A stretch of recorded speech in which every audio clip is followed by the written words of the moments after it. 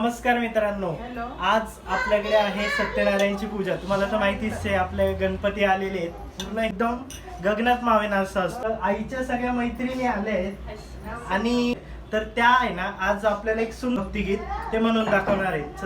चला आपण बघूया.